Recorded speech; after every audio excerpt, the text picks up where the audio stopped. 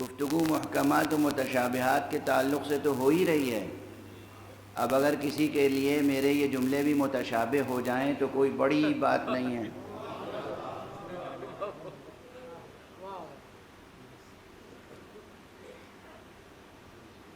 یہ موضوع بہت عظیم الشان اور محتم بالشان ہے.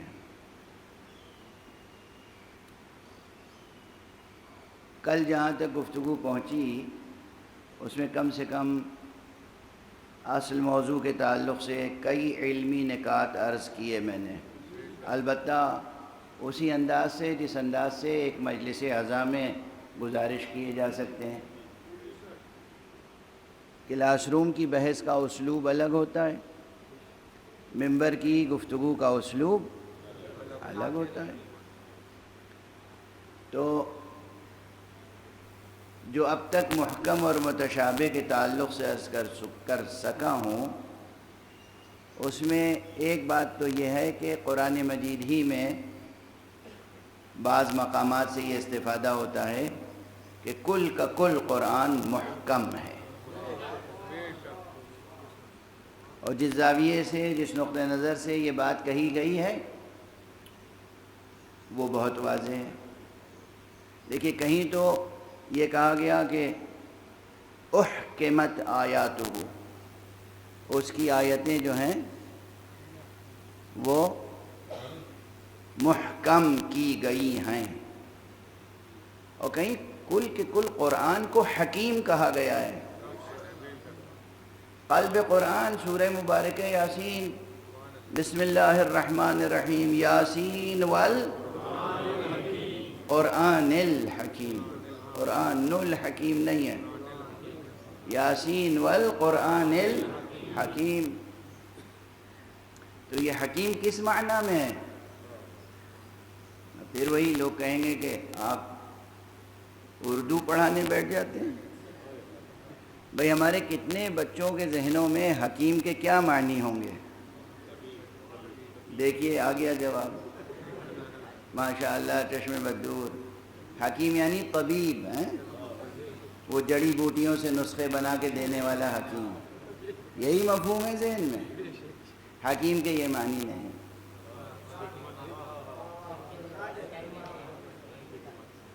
خاص طور سے اس مقام پر حکیم کے یہ معنی نہیں ہے، ہر چند کے قرآن مجید شفا بھی ہے،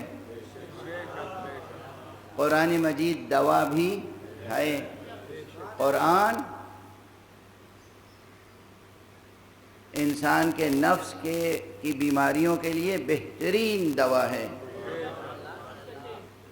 قرآن انسان کی نفسانی بیماریوں کے لیے، بلکہ اس کی ہر بیماری کے لیے، چاہے وہ نفسانی ہو یا جسمانی، ہر بیماری کے لیے بہترین دوا ہے قرآن، اس میں کوئی شک نہیں. لیکن یہ جو سورہ مبارکہ یاسین میں کہا گیا کہ یاسین والقرآن الحکیم، یہاں حکیم سے مراد وہ حکیم نہیں ہے جو نبض دیکھتا ہے اور نسخے لکھتا ہے اور شربت عنایت کرتا ہے اور معجون اور صفوف اور لعوق اور حبوب، یہ چیزیں جو دیتا ہے حکیم. اب تو یہ پوری تہذیب بدل گئی. تو اب جتنے الفاظ میں نے استعمال کیے سب نئے تھے آپ کے لیے گویا. یہ جو بزرگ بیٹھے ہوئے یہ جانتے ہوں گے کہ لعوق کیا ہوتا ہے اور صفوف کیا ہوتا ہے اور معجون کیا ہوتا ہے اور شربت کیا ہوتا ہے اور قرص کیا ہے اور حب کیا ہے. یاد رکھیے یہ آپ کا تہذیبی سرمایہ ہے، یہ سب بھی یاد رکھیے. ممبر پر آنے والے کی ذمہ داری یہ بھی ہونی چاہیے کہ وہ اپنی صالح تہذیبی روایتوں کو زندہ رکھے اور فاسد جدید روایتوں کے لیے مانع بن جائے. یہاں حکیم سے مراد وہی ہے محکم، لیکن محکم سے بھی محکم تر. محکم تو ہے اس میں مفعول، اور حکیم ہے صفت مشبہہ. صفت مشبہہ کے معنی ہے کہ اس میں پورے قرآن مجید میں، پورا قرآن مجید ایسا محکم ہے کہ اس میں کہیں پر بھی ذرا سا بھی روزن یا خلل نہیں ہے، محکم، مضبوط اور محکم ہر اعتبار سے، لفظاً و معناً، لفظ کے اعتبار سے بھی محکم ہے، معنی کے اعتبار سے محکم ہے، احکام کے اعتبار سے محکم ہے، احکام عقلیہ کے اعتبار سے محکم ہے، احکام شرعیہ کے اعتبار سے محکم ہے، احکام اخلاقیہ کے اعتبار سے محکم ہے، احکام عرفیہ کے اعتبار سے محکم ہے، اعتقادات کے اعتبار سے بھی محکم ہے، فروعات کے اعتبار سے بھی محکم ہے۔ یہ قرآن مجید ہر اعتبار سے محکم ہے، کہیں ایک ذرا سی کمزوری اس میں نہیں ہے کہ کوئی منطقی آ جائے، کوئی ارسطو آ جائے، کوئی سقراط آ جائے، کوئی بقراط آ جائے، کوئی افلاطون آ جائے اور کہ قرآن مجید میں یہاں یہ منطقی خلل ہے، یہاں یہ فلسفیانہ کمی رہ گئی، یہاں یہ بلاغی کمی رہ گئی، ممکن نہیں ہے۔ جو اس طرح کی محکم کتاب ہو اسے کہتے ہیں الحکیم۔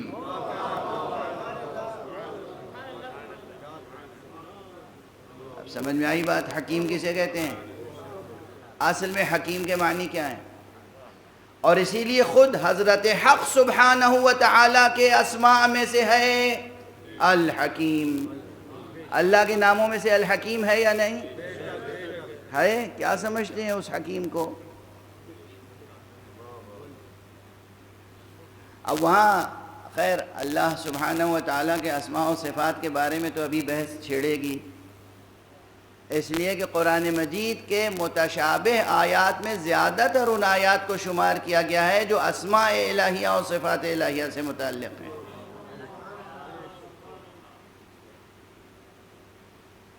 یہ بحث پہلے سے موجود ہے، اس بحث پہ اسباب استدراک بطور اضافہ جو کچھ عرض کرے گا یہ فقیر، یہ طالب علم، وہ ایک الگ باب ہے۔ تو قرآن مجید میں خود قرآن مجید کا نام ایک سے زائد مقام پر حکیم آیا ہے، کہیں کہا گیا یہ کتاب حکیم ہے، کہیں کہا گیا یہ قرآن حکیم ہے، اور نہ جانے کتنی مرتبہ اللہ سبحانہ و تعالیٰ کو حکیم کہا گیا، وَهُوَ الْعَزِيزُ الْحَكِيمُ، کتنی مرتبہ یہی فقرہ آیا ہے۔ تو اللہ سبحانہ و تعالیٰ کی ذات کس اعتبار سے حکیم ہے؟ اس لیے کہ ماشاءاللہ افراد بشر میں ہر ایک کے لیے وہ تو متشابہ ہی ہے، یعنی متشابہ کی اگر یہ تعریف ہے کہ وہ بات جو سمجھ میں نہ آئے، تو کون ہے آج تک جو کہہ سکے اللہ ہماری سمجھ میں آ گیا؟ کس کی سمجھ میں آیا ہے اللہ؟ اللہ ہے، اس میں کوئی شک نہیں، مگر وہ کیسا ہے اس کی کوئی تعریف کر سکتا ہے سوائے اس تعریف کے جو خود اس ذات حق نے اپنے لیے خود کی ہے۔ جو تعریف اس نے خود بیان کر دی اس کے علاوہ کوئی اپنی طرف سے حضرت حق سبحانہ و تعالیٰ کی تعریف تجویز کر نہیں سکتا، ممکن نہیں ہے، اس لیے کہ وہ خالق ہے، ہم مخلوق، اور ہمارا ذہن ہے محدود اور وہ ہے لا محدود۔ تعریف تو اس چیز کی جاتی ہے نا جو ہمارے ذہن میں آ جائے،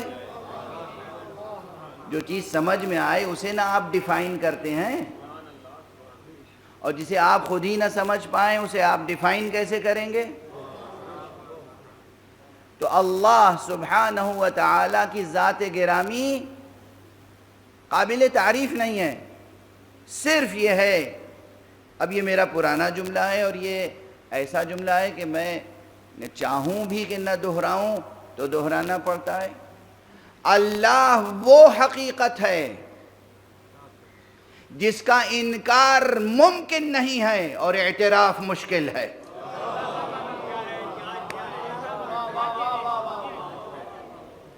انکار ممکن نہیں ہے، یعنی جو لوگ انکار کرتے ہیں وہ سچ بات نہیں بول رہے ہوتے ہیں۔ جو انکار کرتے ہیں، جو کہتے ہیں میں اعتقاد نہیں رکھتا، میں یقین نہیں رکھتا، وہ سچی بات نہیں کہہ رہے ہوتے ہیں، اس لیے کہ ذات خالق متعال پر یقین فطرت کا حصہ ہے۔ یہ جو فطرت اولیہ ہے، فطرت مستقیمہ ہے، فطرت اصیلہ ہے، فطرت اصلیہ ہے، سچی فطرت، جس فطرت پر اللہ سبحانہ و تعالی نے انسانوں کو ڈھالا ہے، فطرت اللہ التی فطر الناس علیہا، اس فطرت کا متن فطرت ہے حق سبحانہ و تعالی پر کا اعتراف۔ تو جو انکار کرتے ہیں وہ سچی بات نہیں کہہ رہے ہوتے ہیں۔ اللہ وہ حقیقت ہے، وہ زندہ حقیقت ہے جس کا انکار ناممکن ہے، بس اعتراف مشکل ہے، اور واقعاً مشکل ہے۔ کسی کے لیے اعتقادی اور ذہنی لحاظ سے مشکل ہے، کسی کے لیے قلبی لحاظ سے مشکل ہے، کسی کا دماغ تو مطمئن ہو جاتا ہے کہ ہاں بھائی فطرت جو کہہ رہی ہے سچ کہہ رہی ہے تو کوئی، ہم نے خود سے تو اپنے کو نہیں بنایا، اور یہ زمین کسی آئنسٹائن نے تو بنائی نہیں، یہ سورج چاند ستارے یہ کہکشائیں یہ کسی نیوٹن نے تو بنائی نہیں۔ بھئی ان سب نے لاز آف نیچر کو ڈسکور کیا ہے، بنایا تھوڑی ہے۔ تو انکار تو نہیں کر سکتا کوئی خالق کا، بس یہ کہ اعتراف مشکل ہے۔ اعتراف کے لیے میں نہیں کہہ رہا ہوں ناممکن ہے، اعتراف مشکل ہے، اس لیے کہ وہ چیز جو سمجھ میں نہ آئے اس کا اعتراف مشکل ہوتا ہے نظریاتی طور پر، اور جو جتنا عظیم ہوتا ہے اس کے احکامات ایسی حکمتوں پر مبنی ہوتے ہیں کہ وہ حکمت انسان کی سمجھ میں نہیں آتی، تو مقام عمل میں بھی اس کو ماننا عملاً اور اس کے تمام احکامات کو بجا لانا مشکل ہے، آسان نہیں ہے، مشکل ہے۔ ہم اسی کو حجت اللہ سمجھتے ہیں جو اس مشکل کو آسان کر دیتا ہے۔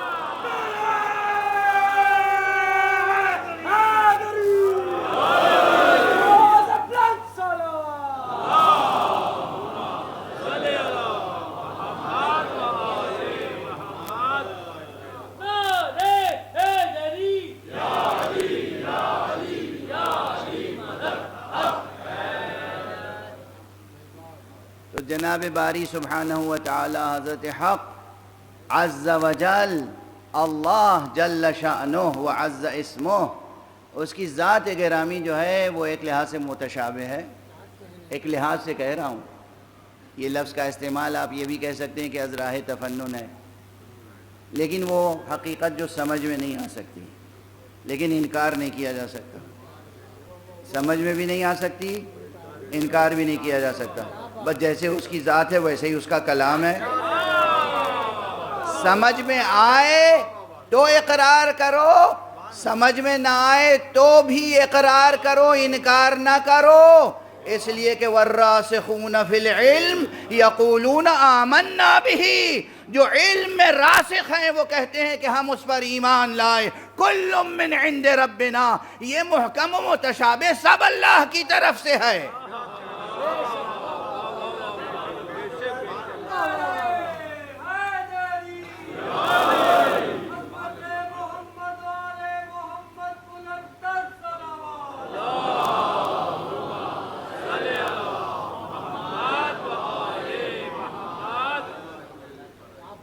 میں پہلے ہی عرض کر چکا، بحث جو ہے بالکل ٹیکنیکل ہے، علوم القرآن سے متعلق ہے، حوزوی بحث ہے، اور یہ طالب علم اپنی عادت کے مطابق یہ حوزوی بحث اٹھا کر لے آیا ممبر پر، لیکن ایک ہدف ہے، ایک مقصد ہے۔ ایک تو یہ کہ یہ عصر جس میں ہم جی رہے ہیں، یہ زمانہ، یہ بھی انفجار علم کا زمانہ ہے، فجر علم، بھی تمام کتابیں انٹرنیٹ پر آ گئی ہیں، تمام مباحث انٹرنیٹ پہ آ گئے ہیں، عربی میں، فارسی میں، انگریزی میں، فرینچ میں، جرمن میں، دنیا کی ہر زبان میں دقیق سے دقیق بحثیں ہو رہی ہیں، ان بحثوں میں جو ماہرین ہیں وہ بھی شرکت کر رہے ہیں، جو ماہرین نہیں ہیں وہ بھی 5ویں سواروں میں شامل تو ہیں۔ اب بہت سے بچے 5ویں سواروں میں شامل ہونا یہ محاورہ بھی بھول چکے، سنا ہی نہیں ہوگا کبھی، ہیں تو شامل کسی نہ کسی صورت سے۔ تو اس بحث کو یہاں چھیڑنے کا مطلب یہ ہے کہ جو ہماری نئی نسل ہے، بیدار مغز، وسیع النظر، جو اپنی ثقافت کو بہتر سے بہتر کرنا چاہتے ہیں، وہ واقف رہیں ان بحثوں سے۔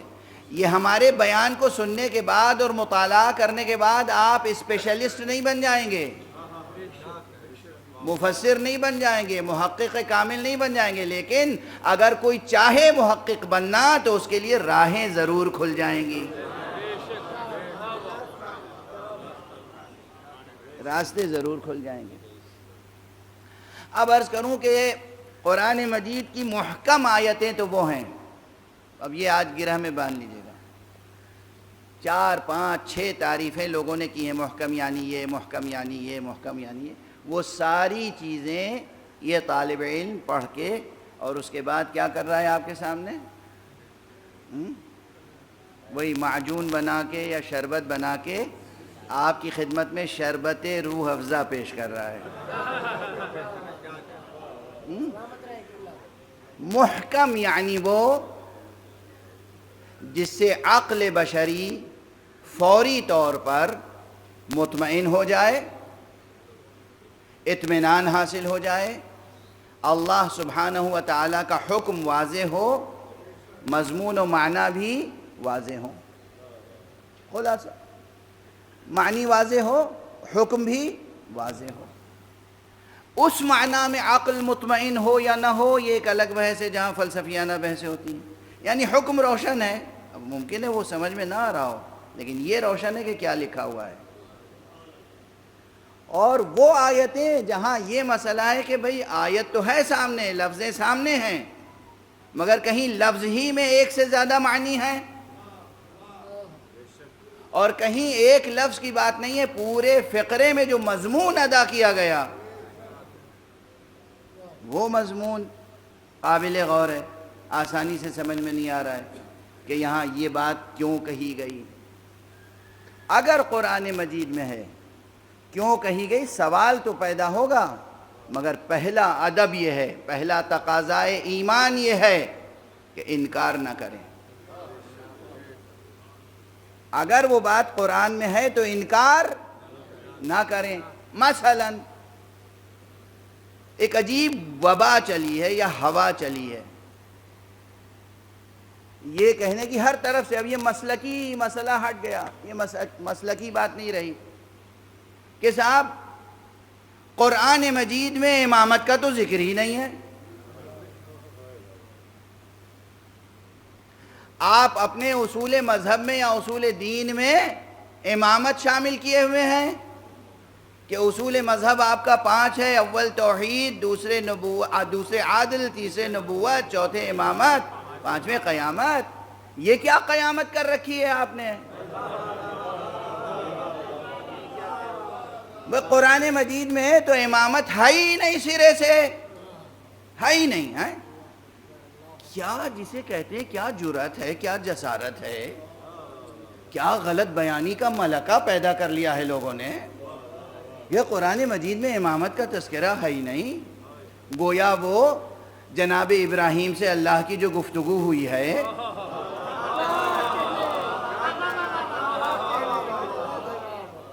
وہ کس کتاب میں ہے؟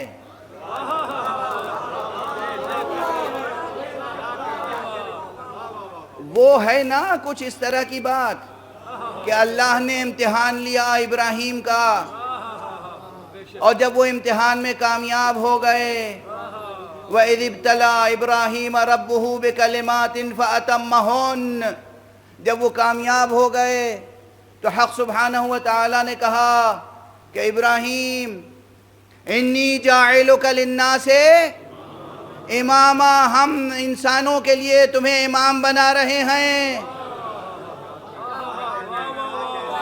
کچھ بتائیں گے آپ یہ کس کتاب کے جملے ہیں؟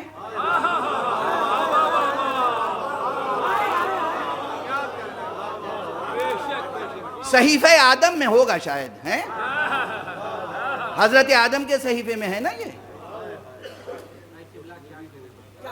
یا صحیفہ نوح میں ہوگا، ہیں یا انجیل میں ہوگا، پھر توریت میں ہوگا، قرآن میں تو نہیں ہے۔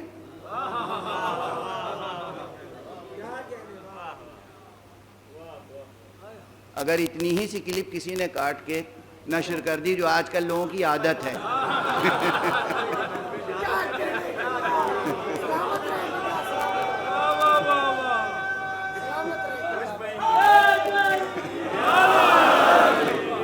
تو ہم کیا کر لیں گے اور آپ کیا کر لیں گے؟ بتائیے۔ یہ دیکھیے جناب برسر ممبر، کیا گستاخی و جسارت ہے، انہوں نے کہہ دیا کہ یہ آیت قرآن میں نہیں ہے۔ ارے آپ مسلسل کہتے رہتے ہیں کہ امامت کا ذکر قرآن میں نہیں ہے۔ ہمیں تو معلوم ہے کہ یہ آیت قرآن کی ہے، اور پورے قرآن مجید میں کہیں بھی ذکر امامت نہ ہوتا، کہیں بھی لفظ امام اور امامت نہ آیا ہوتا، تنہا یہ ایک آیت ہوتی تب بھی پورے فلسفہ امامت کے لیے کافی تھی۔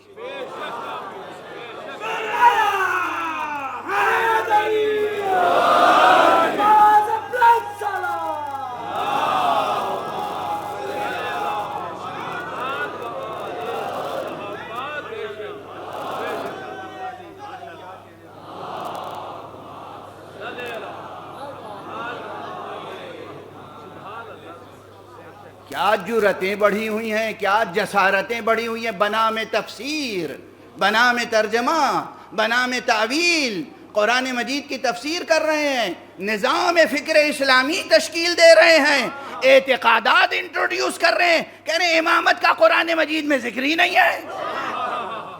تو دست ادب جوڑ کے عرض کر رہا ہوں، یہ آیت کہاں ہے؟ قرآن مجید ہی میں ہے نا، کہ اللہ نے آدم کا، حضرت ابراہیم کا امتحان لیا، اور پھر بحث آگے مان بھی لیتے ہیں کہ ہاں قرآن مجید میں ہے اور یہ ہے اور وہ ہے، لیکن بہرحال امامت الہی عہدہ نہیں ہے، اللہ کی طرف سے مقرر ہونے والا منصب نہیں ہے یہ تو انسانوں کو مل کے خود ہی الیکشن اور سلیکشن وغیرہ سے طے کر لینا چاہیے، اور جو قوم طے کر لے وہ ٹھیک ہے۔ آجا جب انسانوں ہی کو طے کرنا تھا تو ابراہیم کو امام بنانے کے لیے امتحان اللہ نے کیوں لیا؟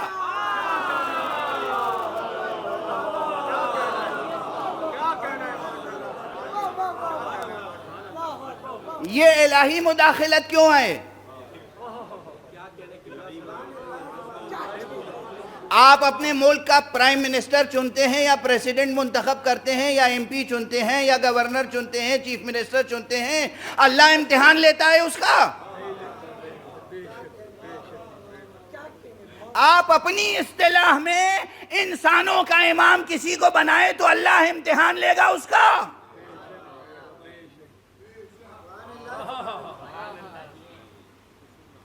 آپ کے اصول ہیں، آپ کا دستور ہے، آپ کے اصول ہیں، آپ کے رسوم ہیں، آپ کے رواج ہیں، آپ کی روایتیں ہیں، آپ کی ٹریڈیشنز ہیں، وہ چاہے مذہبی ہوں غیر مذہبی ہوں جو بھی ہوں، آپ چنتے ہیں، آپ اصول بناتے ہیں، آپ مقرر کرتے ہیں، آپ کرسی پہ بٹھاتے ہیں۔ یہاں اللہ صاف صاف اعلان فرما رہا ہے دونوں مقامات پر، لفظ امام کو خلیفہ سے بدل دیجئے تو، لفظ خلیفہ کو امام سے بدل دیجئے تو۔ حضرت آدم کے لیے کہا انی جاعل فی الارض خلیفہ، میں بنا رہا ہوں اور بنانے والا ہوں آدم کو خلیفہ، اور جناب ابراہیم کے لیے کہا انی جاعلک للناس اماما، میں تمہیں انسانوں کے لیے امام بنا رہا ہوں۔ اور بات یہیں ختم نہیں ہوئی، جیسے ہی امامت ملی جناب ابراہیم کو تو بس اس کو ملوکیت میں بدل دیتے کہ اب تو مل گیا عہدہ، تخت مل گیا، کرسی مل گئی، عہدہ مل گیا، منصب مل گیا، تو اب میں اپنے بعد اپنے بیٹے کو بناؤں گا، اور پھر اس کو کہہ دوں گا وہ اپنے بیٹے کو بنائے گا، اور اس سے کہہ دوں گا وہ اپنے بیٹے کو بنائے گا، اور ایک ڈائنیسٹی قائم ہو جائے گی۔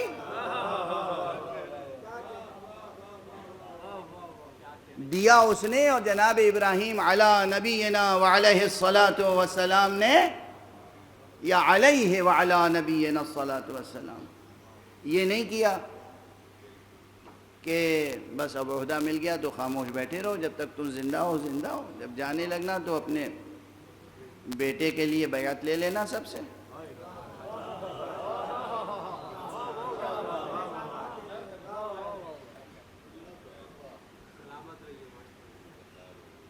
وَمِن ذُرِّيَّتِي، پروردگار میری ذریت میں بھی امامت ہوگی یا نہیں؟ مجھے تو امام بنایا، میری ذریت میں بھی امامت عطا فرما۔ تو اللہ نے بھی یہ نہیں کہا کہ ہم نے بھئی تمہیں بنا دیا۔ اب یہ بار بار سوال کاہے کا ہے؟ جب جانا، دنیا سے اٹھنا، جب ہم تمہیں بلائیں گے اپنے پاس تو اپنے بیٹے کو خلیفہ بنا دینا، جانشین بنا دینا، بیعت لے لینا۔ یہ نہیں اختیار دیا، نہ صرف یہ کہ اختیار نہیں دیا، وعدہ بھی کیا، اور مشروط وعدہ، وعدہ کیا اور مشروط وعدہ۔ وہ کیا مشروط وعدہ تھا؟ یہیں سے ہمارے اعتقاد کی بنیاد پڑتی ہے۔ یہ کسی ملک کا جیسے دستور ہوتا ہے نا، دو بالکل متحارب قوتیں ہیں، دو افراد ہیں یا دو انجمنیں ہیں یا دو احزاب ہیں، اور بیچ میں دستور ایک ہے۔ یہ کہتا ہے اس نے دستور توڑا، یہ کہتا ہے اس نے دستور توڑا۔ ہر ملک میں یہ ہے، یہ اپنے انداز سے دستور کو انٹرپریٹیشن کرتے ہیں، وہ اپنے انداز سے کرتے ہیں۔ بے قرآن تو درمیان میں ہے، قرآن میں یہ آیت موجود ہے، کوئی اپنے انداز سے اس کی ترجمانی و تفسیر و تعویل کرے، مگر ہمارے سامنے الفاظ ہیں اور ہم واشگاف لفظوں میں کہتے ہیں کہ ہم کوئی تعویل مرجوح قول کو راجح نہیں بنا رہے ہیں، ہم صرف لٹرلی الفاظ کا واضح ترجمہ پیش کر رہے ہیں۔ جناب ابراہیم کو اللہ نے امام بنایا، امتحان لینے کے بعد بنایا۔ اور کب بنایا؟ جب نبی پہلے بنا چکا تھا، رسول پہلے بنا چکا تھا، خلیل پہلے بنا چکا تھا۔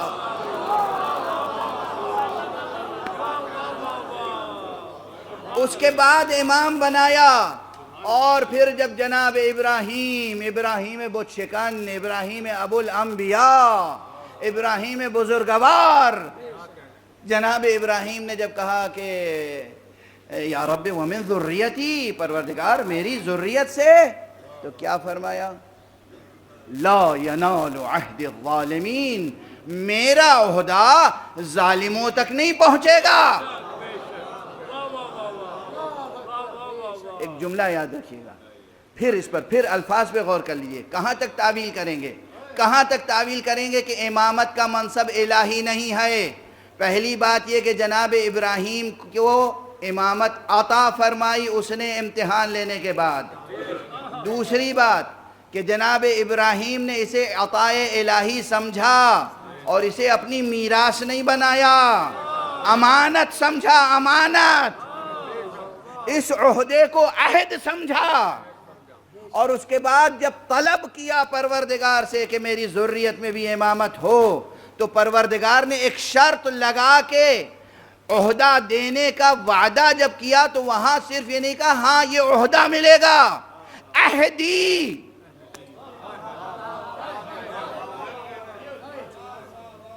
عہدی، لا ینال عہد الظالمین، میرا یہ منصب ظالموں تک نہیں پہنچے گا۔ خدا کہہ رہا ہے امامت میرا منصب ہے، امت کہہ رہی ہے الہی منصب نہیں ہے۔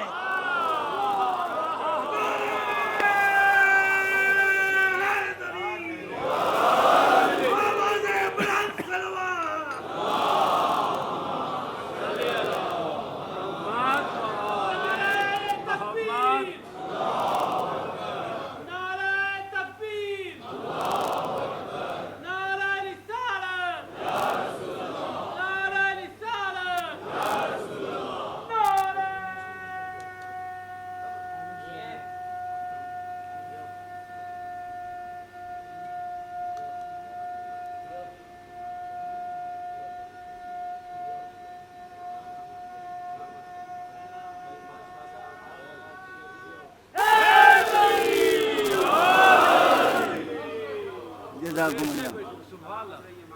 مولانا کی صحت اور سلامتی کے لیے بلند تر سلامات۔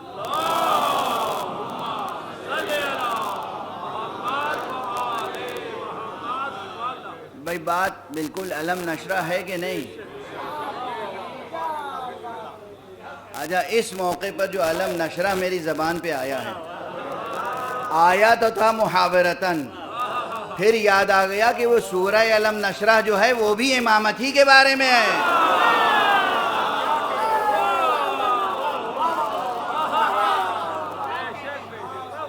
اور اس میں بھی دلالت سورہ کی تہ در تہ ہے۔ اسے خطابت نہ سمجھیے گا، اسے شاعری نہ سمجھیے گا، ان تمام آیتوں کو متشابہ بنا دیا گیا۔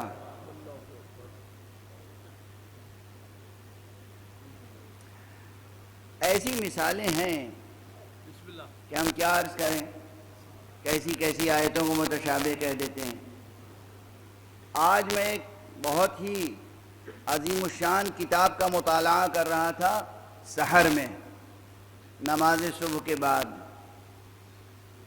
فجر کے بعد، اور سحر سے مطالعہ شروع کیا تھا، پھر وہ کتاب رکھی، پھر اٹھ کے نماز پڑھی، پھر اسی کتاب میں مشغول ہو گیا۔ ایک بہت بزرگ عالم کی کتاب ہے، اور انہوں نے اس میں معلوم ہے متشابہ آیتیں جہاں گنائی ہیں، اسے کس آیت کو بھی گنایا؟ قُلْ إِن كُنْتُمْ تُحِبُّونَ اللَّهَ فَاتَّبِعُونِي يُحْبِبْكُمُ اللَّهُ کا یہ بھی متشابہ ہے۔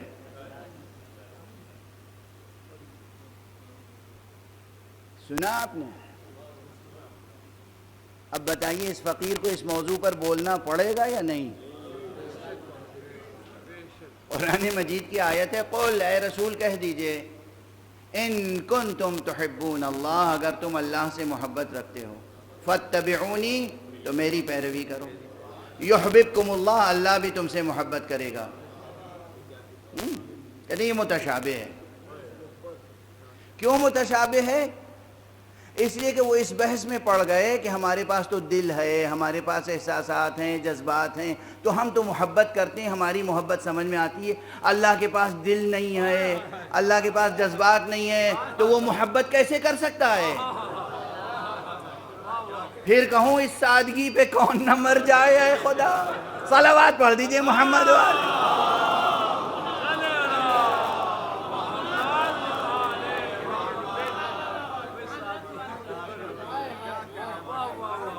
اب دیکھیں یہ میری ہمدردی ہے اس مصنف کے لیے کہ میں نے نام نہیں لیا، ورنہ آپ اس کے اوپر کیا کیا کہتے۔ بہت بڑا نام ہے، بہت بڑا نام ہے، بہت بڑا نام۔ اس طرح سے قرآن مجید کی آیتوں کو متشابہ بنایا گیا ہے۔ تو اب پھر ٹھہر کے محکم کے معنی تو سمجھ میں آ گئے۔ محکم یعنی وہ جس کا مضمون روشن ہو، الفاظ کے معنی واضح ہوں، حکم واضح ہو۔ اب متشابہ کے دو معنی آج ذہن میں رکھ لیجئے۔ ایک متشابہ کے معنی یہ ہے کہ ایک مضمون کا دوسرے مضمون سے مشابہ ہونا، ایک تصویر کا دوسری تصویر سے مشابہ ہونا، یعنی متماثل۔ متشابہ یعنی متماثل، یہ اس کی مثال ہے اور یہ اس کی مثال۔ اس میں ابہام کا پہلو کیا ہوتا ہے؟ ابہام کا پہلو یہ ہوتا ہے کہ جو چیزیں مشترک ہیں، مشابہ ہیں، وہ تو سمجھ میں آتی ہیں دونوں میں۔ جو چیزیں مشابہ نہیں ہیں، جو جزء تصویر کا مشابہ نہیں ہے، وہ اس کا الگ ہے، اس کا الگ۔ واضح ہوئی بات؟ ایک مضمون ہے، اس میں کچھ مشابہت ہے دوسرے مضمون سے، کچھ مشابہت کے معنی ہے کہ کچھ مغایرت بھی ہوگی۔ تو وہ جو مغایرت ہے اس کو سامنے رکھیے تو کچھ ابہام پیدا ہوتا ہے۔ اس ابہام کو دور کرنے کا طریقہ کیا ہے؟ بہت آسان ہے۔ جہاں جہاں ابہام پیدا ہو متشابہ میں، وہاں رجوع کیجئے محکمات قرآن کی طرف۔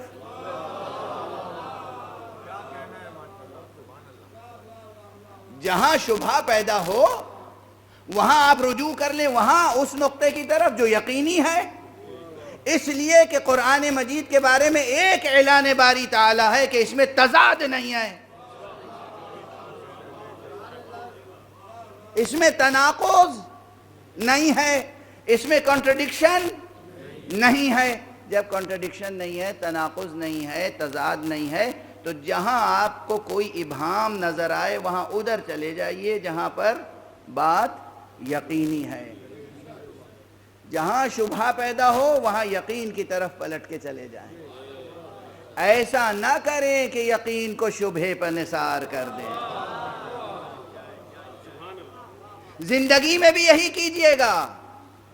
اگر ایک بار آپ نے محمد رسول اللہ کا کلمہ پڑھ لیا تو اب پیغمبر جنگ کے لیے کہیں آپ کے دل میں شبہ ہو تو یقین کو سلامت رکھیے گا، شبہ کا اظہار نہ کیجئے گا۔ ایک بار آپ نے کلمہ پڑھ لیا محمد رسول اللہ، اب رسول اللہ صلح کرنے کے لیے کہیں تو یقین کو ترجیح دیجئے گا، شک کا اظہار نہ کیجئے گا۔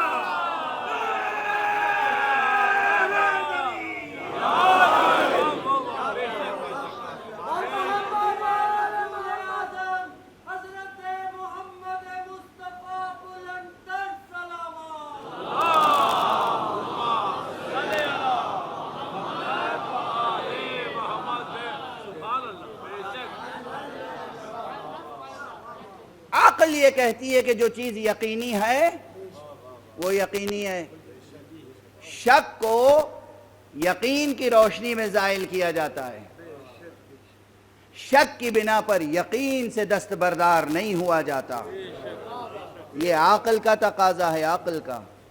یہ چیز اصول دین میں بھی ہے، یہ چیز اصول تفسیر میں بھی ہے، یہ چیز محکمات و متشابہات کی بحث میں بھی ہے، یہ چیز اپنی روح کے اعتبار سے اصول فقہ میں اور فقہ میں بھی ہے کہ اگر یقین حاصل ہے تو یقین پر قائم رہیے گا، شک کوئی پیدا ہو گیا تو شک کی وجہ سے یقین سے دستبردار نہ ہو جائیے گا۔ اب دیکھیں بات کہاں سے تھی کہاں تک آ گئی۔ عمل کے میدان میں بھی آپ عمل کرتے ہیں، ماشاءاللہ سب صاحبان عمل ہیں، ہم تو کسی کے سلسلے میں کوئی سوء ظن رکھنے کا شرعی حق نہیں رکھتے، اور آپ میں سے کوئی نہیں رکھتا۔ جب بیان احکام کریں گے وہ الگ بات ہے، جب ہم مسئلہ بیان کریں گے، نماز کا ہو، طہارت کا ہو، کوئی بھی مسئلہ ہو تو ہم بیان کریں گے، لیکن ہمیں معلوم ہے کہ جناب فلاں صاحب و فلاں صاحب احکام سے بالکل واقف نہیں ہیں، معلوم ہے کہ واقف نہیں ہیں، توضیح المسائل بھی نہیں پڑھی ہے، اتنی بھی صلاحیت نہیں ہے کہ قرآن مجید سے براہ راست حکم ثابت کر لیں، حدیثیں پڑھ کے ثابت کر لیں۔ پھر بھی جب آپ آئیں گے تو ہم یہ سمجھیں گے کہ آپ جو نماز پڑھتے ہیں انشاءاللہ صحیح پڑھی ہوگی۔ ہمیں یہ حق نہیں ہے کہ آپ کی پڑھی ہوئی نماز کو باطل کہیں۔ یہ ہے لطف پروردگار، یہ ہے لطف پروردگار کہ مومنین کے اعمال کو ہمیشہ صحت پر محمول کرنا چاہیے، یعنی صحت سے مراد یعنی صحیح ہونا۔ اب دیکھیے نا اس حد تک الفاظ کو بیان کرنا پڑ رہا ہے نا، ورنہ بہت سے بچے تو صحت کے معنی یہ سمجھتے ہیں کہ بیمار نہیں ہے تو صحت ہے۔ صحت کے معنی ہے کسی چیز کا صحیح ہونا، پرفیکٹ ہونا، یہ ہے صحت۔ نماز پڑھی، نماز کی صحت کیا؟ یعنی نماز باطل نہیں ہے، درست ہے۔ تو جو بھی عمل کوئی مومن کرے ہمیں حکم دیا گیا ہے کہ اس کے عمل کو محمول کریں صحت پر، یعنی انشاءاللہ درست۔ آپ نے جو نمازیں پڑھی درست، ابھی آپ نے مسئلہ پوچھا ہے اور مسئلہ پوچھنے ہی میں پتہ چل گیا کہ آپ کو مسئلہ نہیں معلوم تھا تو ہم نے جواب دیا، لیکن پھر بھی حکم کیا ہے کہ جو آپ نے نمازیں پڑھی ہیں ہم عموماً فی الجملہ سمجھیں گے کہ انشاءاللہ درست پڑھی ہیں، جب تک کہ آپ اعتراف نہ کر لیں کہ ہاں واقعاً یہ غلطی ہم کرتے آئے ہیں۔ واضح ہے؟ وہ کریم، کیسا کریم، وہ پروردگار کیسا لطیف اور رحیم اور رؤوف اور ودود ہے اپنے بندوں پر۔ خدا کی قسم خدا کے علاوہ کوئی ہے ہی نہیں جس سے محبت کی جائے. سچی محبت، حقیقی محبت سوائے ذات باری کے کوئی ہے ہی نہیں جس سے سچا عشق کیا جائے. یا خدا ہے جس سے محبت کی جا سکتی ہے، یا خدا والے ہیں جن سے محبت کی جا سکتی ہے. صلوات پڑھ دیں محمد والے.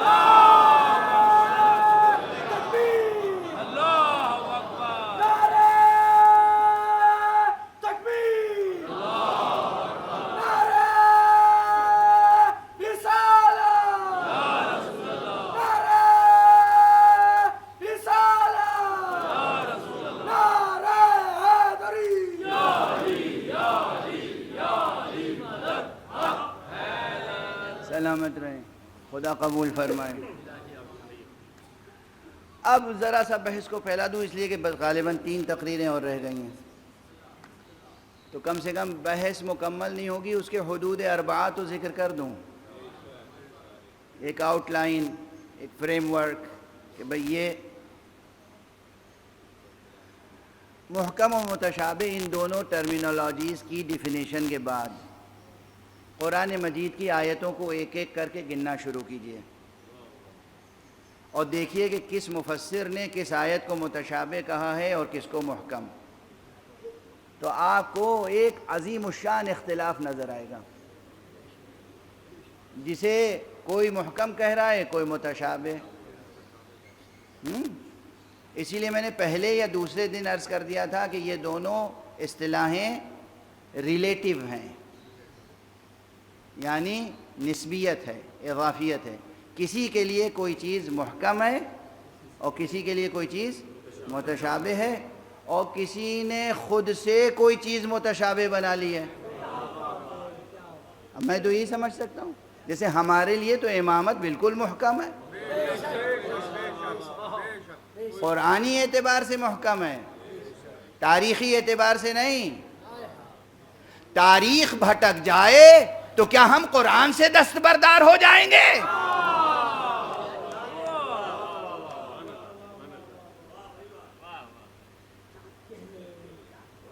اس ایک جملے میں بہت کچھ ہے.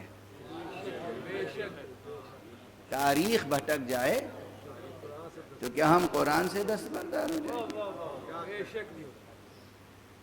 اور ماضی میں تاریخ سے بھٹک گئے ہوں لوگ تو، حال میں بھٹک رہے ہوں تو، مستقبل میں بھٹکنے والے ہوں تو، کیا بھٹکنے والوں کی وجہ سے ہم قرآن سے دستبردار ہو جائیں گے؟ خدا ہماری زندگیوں میں وہ لمحہ نہ لائے، وہ نحس لمحہ کہ ہم اللہ کے کلام سے، اللہ کی کتاب سے، قرآن مجید سے منحرف ہوں. نعوذ باللہ. قرآن مجید میں جو کچھ ہے سب کل من عند ربنا، سب ہمارے رب کی طرف سے ہے. آمنا بہی، ہم ایمان لائے.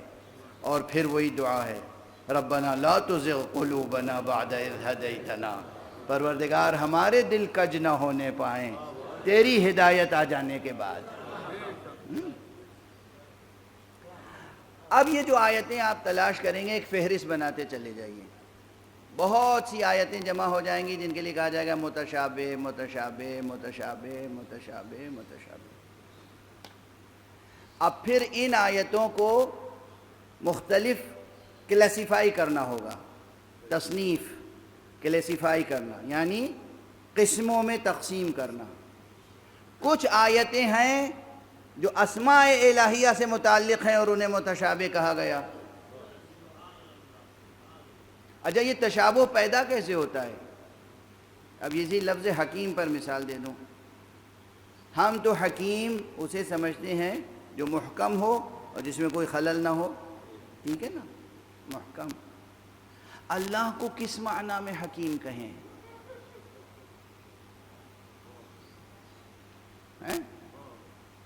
ہم اپنی ذات کو جس معنی میں محکم یا حکیم کہہ سکتے ہیں، کیا اسی معنی میں اللہ کو کہہ سکتے ہیں؟ نہیں، ہرگز نہیں. نعوذ باللہ، نعوذ باللہ. اللہ اپنے مخلوقات سے کسی طرح کی مشابہت نہیں رکھتا، تو اس کو کس معنی میں حکیم کہیں گے؟ واضح ہو رہی ہے بات؟ جواب دوں یا آپ پہ چھوڑ دوں؟ لطف تو آئے گا، آپ پہ چھوڑ دوں. ایک صلوات پڑھ دیجیے محمد.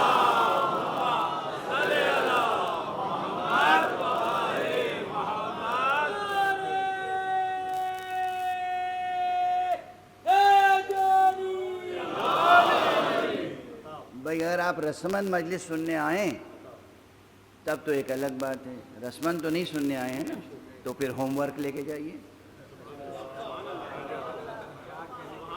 تھوڑی سی محنت کیجئے، مطالعہ کیجئے، جستجو کیجئے. سب نہیں کر سکیں گے، جو کر سکتے ہیں طالب علم، جو ریسرچر ہیں، جو اہل ذوق ہیں، اہل نظر ہیں، اہل مطالعہ ہیں، کچھ تو کیجئے. آگے 3 تقریریں باقی ہیں، آپ نہیں جواب لائیں گے تو ہم جواب عرض کر دیں گے، انشاءاللہ آپ لے کے آئیں گے. مشکل سمجھے آپ کہاں پر ہے؟ مشکل کیا ہے کہ لفظ ایک ہے، ہم اس کے ایک معنی سے واقف ہیں، لیکن ہم اس معنی سے واقف ہیں جو مخلوقات کے خصوصیات یا شؤون میں سے ہے. وہ بات جو مخلوقات کے لائق ہو خدا کے لائق کیسے ہو سکتی ہے؟ تو ہم جس معنی میں بندوں کو کہتے ہیں حکیم، اللہ کو کیسے حکیم کہیں گے؟ بات متشابہ ہو گئی. ڈیفینیشن کیا ہے اللہ کے تعلق سے؟ حکیم کی ڈیفینیشن کیا ہے؟ دوسرا لفظ ایسے ہی بغیر ارادہ لفظ آ رہے ہیں ذہن میں، عرض کر رہا ہوں. شہید. شہید کے کتنے معنی ہیں؟ اور آپ اپنے انسانوں کے لیے بھی شہید کا لفظ استعمال کرتے ہیں. شاہد، انسانوں کے لیے بھی شاہد کا لفظ استعمال کرتے ہیں. مادی پیکر شاہد کا بھی ہوتا ہے اور معنوی اور مجرد بھی. آخر آپ کہتے ہیں نا شاہد معنی. یہ شاہد معنی کیا ہے یا شاہد معنی کیا ہے؟ واضح ہے. لفظ شاہد، لفظ شہید، لفظ حکیم، جتنے الفاظ ہیں ان سب کے وہ معانی ہمارے سامنے ہیں جو مخلوقات کے لائق ہیں. تو خالق کے لائق جو معنی اور مفہوم ہے وہ کیا ہے، اور وہ کہاں سے دریافت کیا جائے اور کیسے ڈیفائن کیا جائے؟ نہیں سمجھ میں آئے گی بات تو آیت متشابہ ہے. یہ ایک قسم ہے جو اسماء الہیہ سے متعلق آیات ہیں. آج صرف اقسام گن لیجیے، حالانکہ وقت ختم ہو گیا. ایک صلوات پڑھ دیجئے محمد.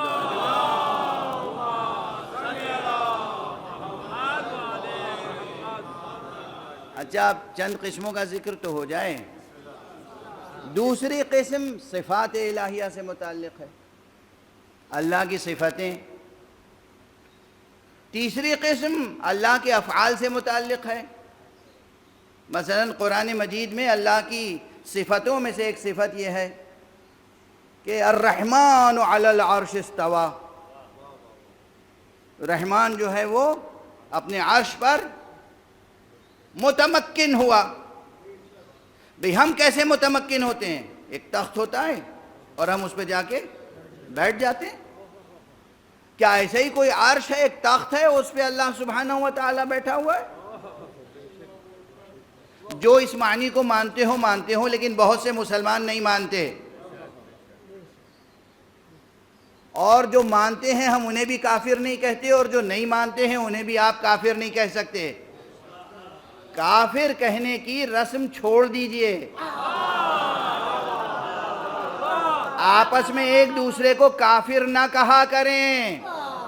صحیح بخاری میں 2 روایتیں میری نظر میں اس وقت یاد آ رہی ہیں، شاید اس سے قریب تر اور بھی ہوں. صحیح بخاری میں، صحیح مسلم میں یہ روایتیں موجود ہیں حضور پاک سے کہ تم ایک دوسرے کو کافر نہ کہو. اگر تم نے کسی کو کافر کہا اور وہ کافر نہیں تھا تو پھر تم خود کافر ہو جاؤ گے.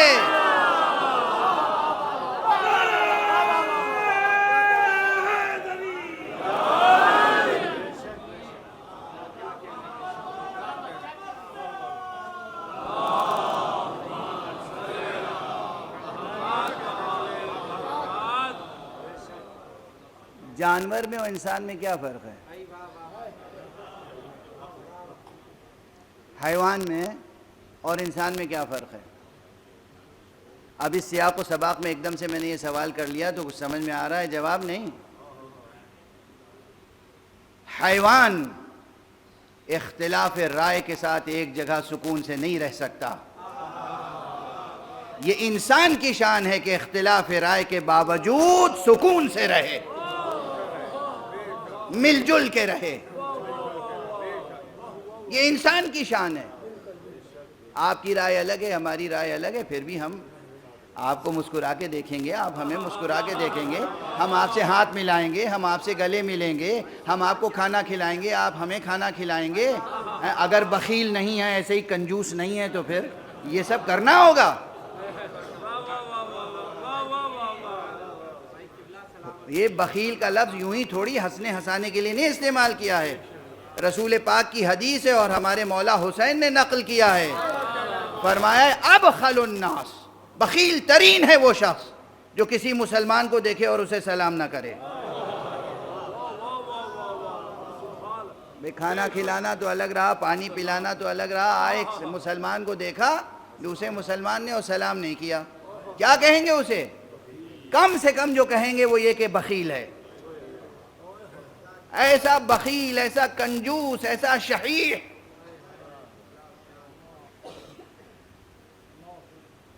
سلام نہیں کر سکتا. اختلاف ذوق کے باوجود, اختلاف رائے کے باوجود, اختلاف مزاج کے باوجود, اختلاف نظر کے باوجود ایک دوسرے سے انسانی سلوک اور اسلامی آداب سے پیش آنا, یہ شرف ہے, یہ کمال ہے. ایک دوسرے کو کافر کہنا اور واجب القتل کہنا اللہ کو پسند نہیں ہے. یہ کلچر چھوڑ دیجئے. بات کہاں سے کہاں چلی جاتی ہے. بات تو میں عرض کر رہا تھا کہ کچھ وہ ہیں جو سمجھتے ہیں کہ اللہ سبحانہ و تعالی عرش پر بیٹھے ہوئے ہیں. کچھ سمجھتے ہیں کہ یہ سب علامتی چیز ہے, سمبولک ہے, میٹافوریکل ہے, یہ استعارہ ہے. اس لیے کہ اللہ کی دو چیزیں ہیں, ایک عرش, ایک کرسی. اب اگر آپ نے جسمانی قرار دے دیا اسے, تو یا تو وہ عرش پہ بیٹھ پائے گا یا کرسی پہ. ایک وقت میں دونوں پہ تو نہیں بیٹھ سکتا. کرسی کا بھی ذکر قرآن میں ہے اور عرش کا بھی ہے.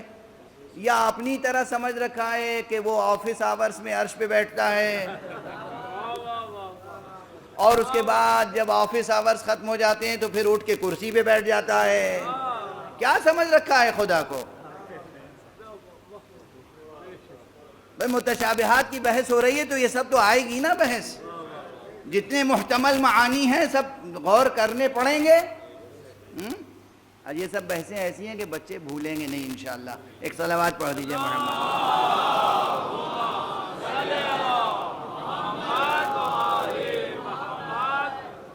اجل صفات سے ہٹ کر افعال و صفات کہیں ایک دوسرے کے ساتھ ملے ہوئے بھی ہیں. اب کہیں یہ ہے کہ وَجَاءَ رَبُّكَ وَالْمَلَكُ صَفًّا صَفًّا, اور آیا تمہارا پروردگار وہ اور ملائکہ صف بصف. آیا, اللہ آیا. کہاں سے آیا اور کیسے آیا؟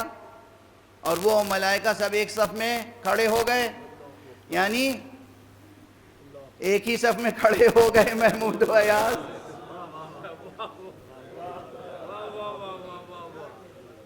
وَجَاءَ رَبُّكَ وَالْمَلَكُ صَفًّا صَفًّا. اچھا, یہ سب قرآن مجید کی آیتیں ہیں. اللہ کا عرش پہ بیٹھنا, اللہ کے لیے کرسی کا ثابت ہونا, اللہ کا کے لیے مجیء کا تذکرہ قرآن مجید میں اس انداز سے, یہ سب اسماء و صفات و افعال باری تعالی سے متعلق ہیں. اور چونکہ یہ اسماء کے معانی اور یہ صفات اور یہ افعال انسان عاجز و حقیر کے ذہن میں نہیں آ سکتے, اس لیے ان میں سے تمام تر معانی کو متشابہات میں قرار دے دیا گیا. جیسے اب متشابہات میں یہ بھی ہے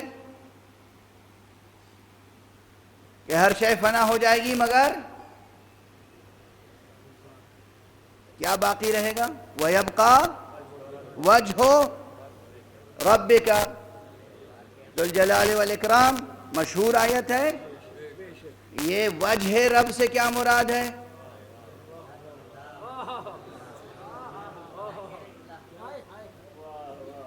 وجہ رب سے کیا مراد ہے؟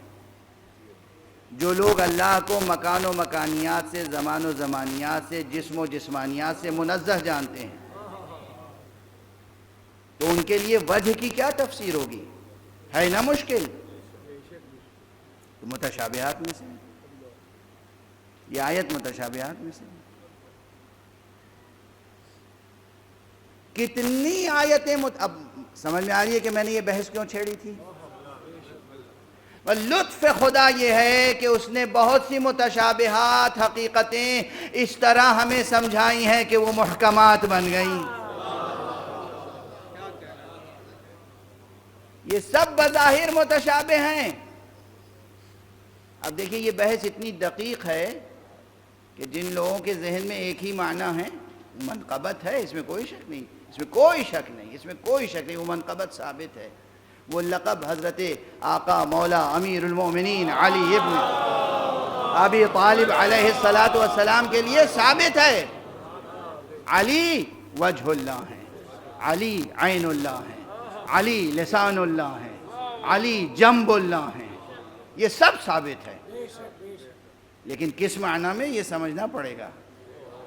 اس معنی میں نہیں کہ اللہ کا ایک جسم ہے اور اس کا ایک چہرہ ہے اور وہ چہرہ علی ہے، نعوذ باللہ من ذالک، 100,000 بار نعوذ باللہ من ذالک، واضح ہے نا؟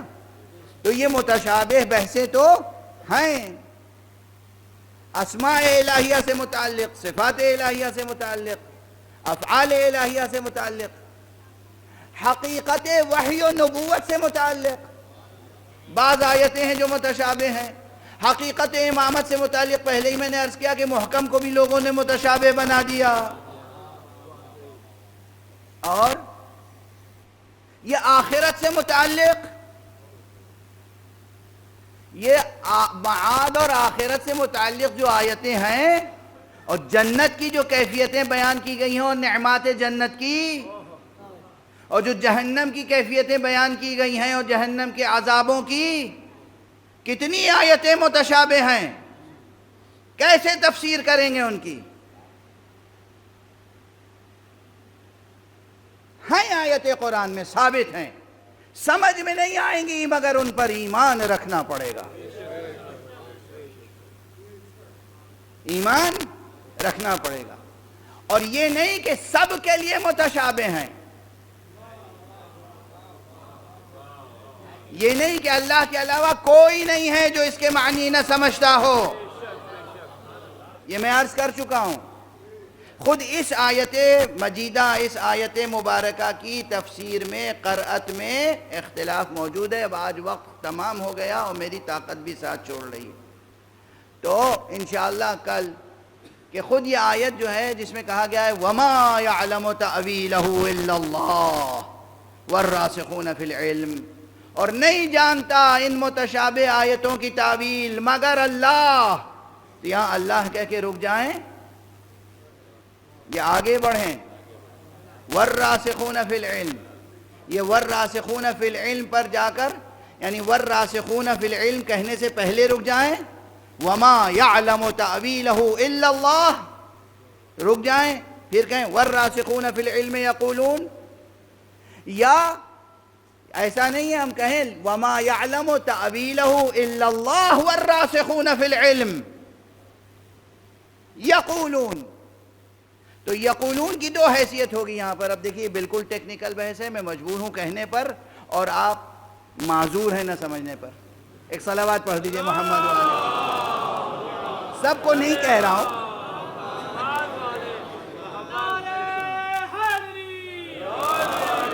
سب کو نہیں کہہ رہا ہوں، مجمع میں دیکھیے بعض چیزیں ہوتی ہیں جو عقل انسانی طے کر لیتی ہے کہ بھئی یہ آلریڈی ایکسیپشنز میں سے ہیں۔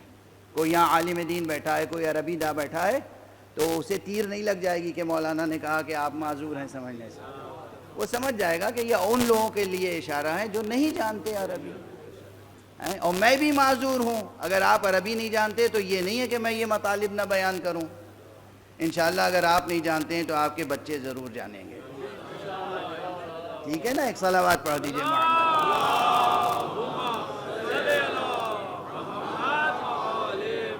ایک اور بلند صلوات پڑھ دیجئے۔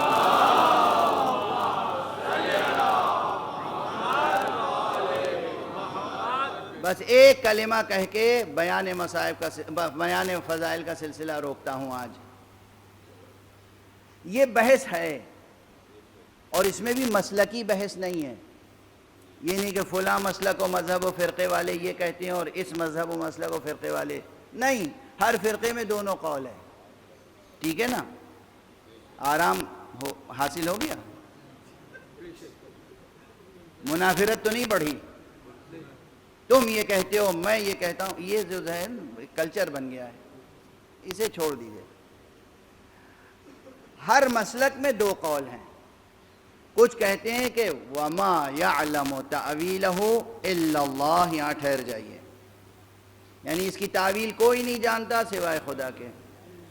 وَالرَّاسِخُونَ فِي الْعِلْمِ پھر مبتدا ہے، واو عاطفہ، واو جو ہے وہ عاطفہ نہیں ہے، استئناف ہے، اور الراسخون مبتدا ہے اور یقولون خبر. اور دوسرے کہتے ہیں کہ نہیں، واو عاطفہ ہے، نہیں جانتا تعویل کوئی مگر اللہ اور راسخون فی العلم. اور یقولون کیا ہے؟ پھر یہ یقولون حال ہے، یعنی جو راسخون فی العلم ہیں ان کا حال یہ ہے کہ وہ کہتے ہیں آمنا بہی، ہم ایمان لائے ہر شے پر، کل من عند ربنا، سب چیز ہمارے رب کی طرف سے ہے. واضح ہے؟ اب بحث تو بہت طویل ہے، لیکن اس وقت ربط مسائل سے پہلے جو جملہ عرض کر رہا ہوں یاد رکھیے گا. خود لفظ الراسخون فی العلم کی ترکیب پر غور کر لیجئے. راسخون فی العلم، راسخون فی العلم کہا جا رہا ہے وما یعلم تعویلہ الا اللہ والراسخون فی العلم، اور نہیں جانتے اس کی تعویل مگر اللہ اور وہ جو علم میں کامل ہیں. یعنی ایک طرف کہہ رہا ہے علم میں کامل ہے، ایک طرف کہہ رہا ہے نہیں جانتے. یہ نہیں ہو سکتا. خود یہ فقرہ آپ اپنی دلیل ہے، یعنی آفتاب آمد، دلیل آفتاب.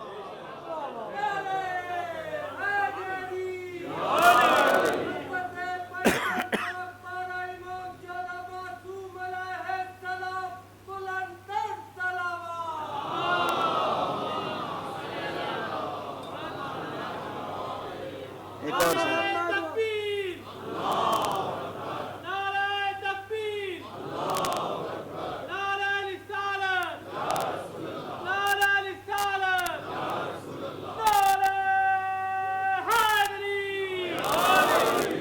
یعنی اب مضمون آیت یہ ہوا کہ اور نہیں جانتا تعویل متشابہات کی کوئی مگر یا اللہ یا وہ جنہیں اللہ نے علم دیا ہے.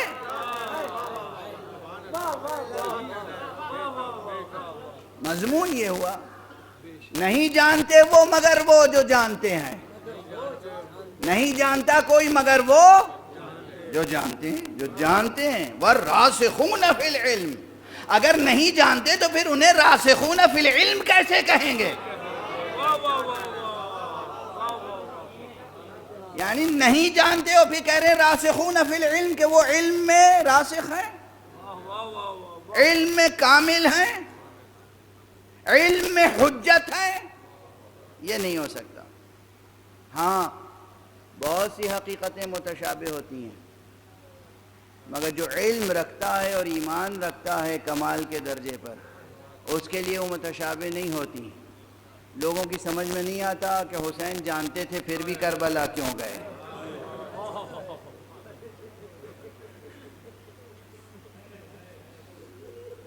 سمجھ میں آئی بات؟ کہاں سے کہاں پہنچی ہے نا؟ اعتراض کرنے والے اعتراض کرتے ہیں. روشن فکر اپنی روشن فکری کا ثبوت اس طرح کے اعتراضات سے دیتے ہیں. آخر سارے صحابہ روک رہے تھے، سارے لوگ روک رہے تھے، اور آپ کے بقول حسین جانتے تھے کہ کربلا میں کیا ہوگا پھر بھی کیوں گئے؟ والراسخون فی العلم، جو علم میں راسخ ہیں ان کی اپنی شان ہے، ان کی اپنی شان ہے، ان کی اپنی عظمت ہے، ان کے اپنے وظائف ہیں، ان کے اپنے فرائض ہیں، ان کی اپنی تکلیفیں ہیں. انہیں جو کرنا ہے وہ کریں گے بخاطر خدا. اسی لیے اس فقیر کا یہ جملہ یاد رکھیے گا، اس منبر پر پہلے کہہ چکا ہوں، ہم وہ ہیں کہ ہمیں شریعت پر عمل کرنے کا پابند بنایا گیا ہے. وہ ہیں راسخون فی العلم جنہوں نے خود کو مشیت پر عمل کرنے کا پابند بنایا. ان کو جاؤ ان کو جاؤ. ہم کہاں ہیں اور ان کا مرتبہ کہاں؟ ہم پابند کیے گئے ہیں کہ شریعت پہ عمل کریں، مگر انہوں نے خود کو تسلیم و رضا کی بلند ترین منزل پر پہنچا کر پابند کیا ہے کہ مشیت کے مطابق عمل کریں. وہ مشیت پر عامل ہیں، ہم شریعت پر عامل. ہم شریعت پر بھی مکمل طریقے سے عمل نہیں کر پاتے اور وہ مشیت پر مکمل طریقے سے عمل کر کے دکھا دیتے ہیں. کیا وہ ہمارے جیسے ہو سکتے ہیں اور کیا ہم ان کے جیسے ہو سکتے ہیں؟ جو چلے ہیں سرکار سید الشہداء مدینے سے تو کیا جملے تھے زبان پر؟ جب کوئی پوچھتا تھا کیوں جا رہے ہیں فرماتے تھے شاء اللہ ان یرانی قتیلا. اللہ کی مشیت ہے کہ وہ مجھے اپنی راہ میں قتیل دیکھے، شہید دیکھے. اور جب کوئی کہتا تھا کہ آپ جا رہے ہیں تو پھر گھر کی خواتین کو کیوں لے کر جا رہے ہیں؟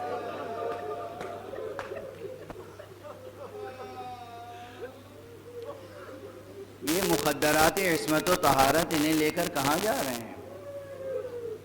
یہ نبی زادیاں ہیں، انہیں کس لیے ساتھ لے جا رہے ہیں؟ فرمایا شاء اللہ یراہن سبایا.